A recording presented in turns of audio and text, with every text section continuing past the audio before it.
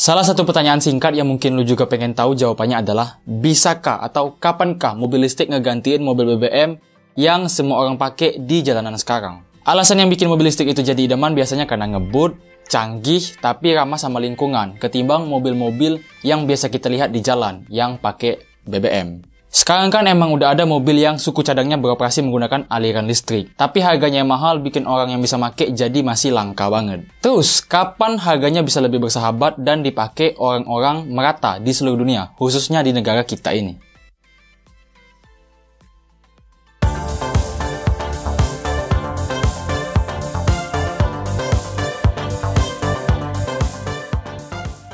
Gue yakin banyak orang yang nggak tahu kalau mobil listrik itu udah ada jauh-jauh hari, bahkan sebelum kita lahir. Dalam artian teknologi tersebut udah berhasil diimplementasiin jauh sebelum para pembuat mobil ngejadiin minyak sebagai bahan bakar. Di mobil sehari-hari yang kita lihat pun listriknya ada, tapi cuma sebatas diterapin di aki aja, yang fungsinya buat bisa nge-starter mobil sama motor. Dulu di abad ke-19 mau masuk abad 20 alias sebelum masuk tahun 2000, mobil listrik udah populer banget. Tapi akhirnya produksi mobil itu nurun karena orang-orang akhirnya lebih memilih buat pakai teknologi mesin pembakaran dalam yang pakai bensin sebagai bahan bakarnya. Dan dari situ akhirnya mobil listrik ditinggalin dan jadilah evolusinya seperti yang kita lihat di jalan-jalan.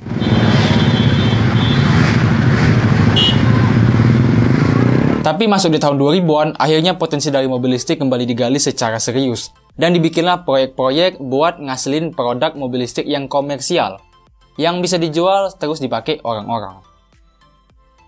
Salah satu penyebabnya adalah karena di tahun 2000-an juga, harga BBM lagi naik. Dan akhirnya lahirlah perusahaan-perusahaan dengan pabrik mereka yang ngeproduksi mobil listrik kayak Tesla, Toyota, dan lain-lain. Kalau di luar Indonesia, di negara-negara lain kayak Inggris, USA, Jepang, dan masih banyak lagi, penduduk mereka udah mulai ngurangin pemakaian mobil BBM dan beralih make mobil listrik. Bahkan di Inggris, mereka optimis pengen di tahun 2030 nggak ada lagi yang make mobil BBM, supaya semuanya bisa mengurangin atau bahkan membuat emisi itu jadi minim banget. Emisi itu adalah sisa hasil pembakaran bahan bakar di dalam mesin pembakaran dalam, mesin pembakaran luar, mesin jet yang dikeluarkan lewat sistem pembuangan mesin, atau dengan kata lain bisa kita sebut juga dengan polusi udara. Sekarang kan hutan udah banyak yang ditebas, udara pun udah terus-terusan dicemarin sama sampah dan emisi karbon. Jadi mobil listrik ini bisa jadi solusi baik buat bikin bumi kita jadi lebih sehat, atau seenggaknya buat memperpanjang usia daratan lah. Terus, gimana nasibnya itu mobil di Indonesia? Atau gimana nasib kita soal mobil listrik?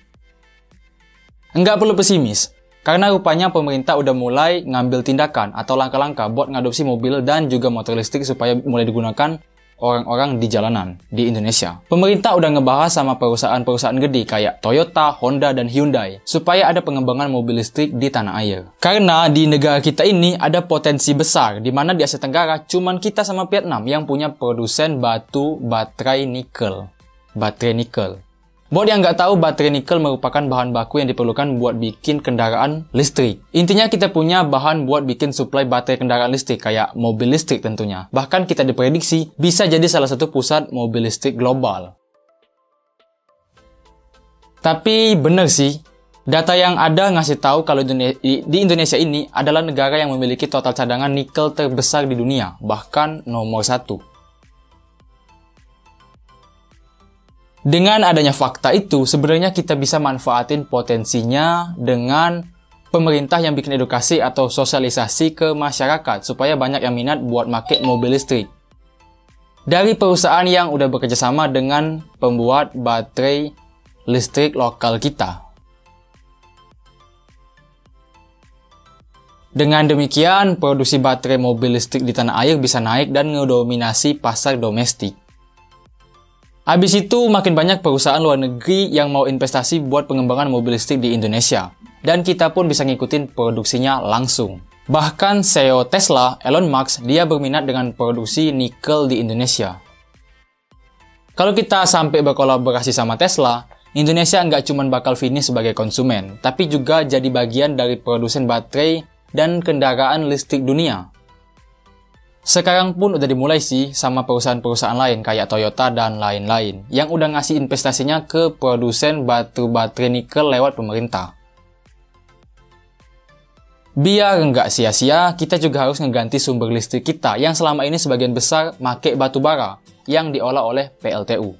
Ditambah lagi, infrastruktur buat ngisi ulang baterai mobil listrik di Indonesia masih dikit banget. Intinya kita masih punya beberapa PR yang harus diperhatiin, mulai dari sumber listriknya itu sendiri yang akan lebih baik memanfaatkan sumber-sumber lain selain batu bara. Dan juga pemerintah harus berinvestasi ke perusahaan lokal, supaya ada industri mobil listrik sendiri buat bikin produk mobil listrik lokal, alias buatan negara sendiri. Buat sekarang, pengembangan industri baterai kendaraan listrik di Indonesia dilakukan oleh perusahaan asal Korea Selatan, yaitu LG Energy Solution Ltd, yang bekerjasama dengan BUMN, alias Badan Usaha Milik Negara. Intinya, sekarang udah dimulai dan dilakukan pengembangan terus-menerus. Dengan dimulainya kolaborasi per kolaborasi dengan skala yang gede, bakalan ada era dimana kita semua udah bisa make mobil listrik. Oh, maksud gue buat lu yang bisa beli dan make mobil. Sambil nunggu era itu tiba, sebenarnya kita bisa ngebantu pemerintah dan semua orang dengan ngegantiin kendaraan sehari-hari make sepeda kayak di Jepang. Walaupun di Indonesia itu jadi sesuatu yang mustahil. Buat sekarang, mobil listrik termurah di Indonesia itu dibuat dan dijual oleh Hyundai. Murah dalam artian termurah dari yang lainnya, karena kalau buat gue itu juga nggak termasuk murah-murah amat. Kalau gue berharap ada mobil listrik ukuran mini yang harganya ada di kisaran 20-40 jutaan. Ramah budget dan cocok juga buat pemakaian solo kayak gue. Sama kayak HP sih, kualitas mobil listrik, daya tahan, kerennya desain itu ditentuin sama harga. Ada harga, ada kualitas lah. Dan sebenarnya kendaraan listrik itu bakal jadi era barunya masa depan di beberapa tahun lagi sih menurut gue. Bukan cuma mobil, tapi motor listrik pun bakal ngegantiin motor BBM juga. Mobil, bus, motor, sepeda, bahkan skuter yang bahan bakarnya ditenagai listrik sekarang udah ada. Tinggal nunggu waktu aja sampai semuanya dipakai merata oleh semua orang. Di masa depan mungkin transportasi umum itu pengoperasiannya udah pakai mesin full listrik dan semuanya nggak punya supir alias otomatis. Tapi itu udah beda lagi sih. Mobil yang nggak ada supir namanya mobil otonom alias self-driving car. Kalau semisalnya lu pengen pakai motor listrik, gue punya beberapa nama produk yang harganya biasa aja, alias tergolong murah. Walaupun mekanisme pengoperasiannya pakai teknologi listrik, kayak PRQ1 sama Honda PCX Hybrid.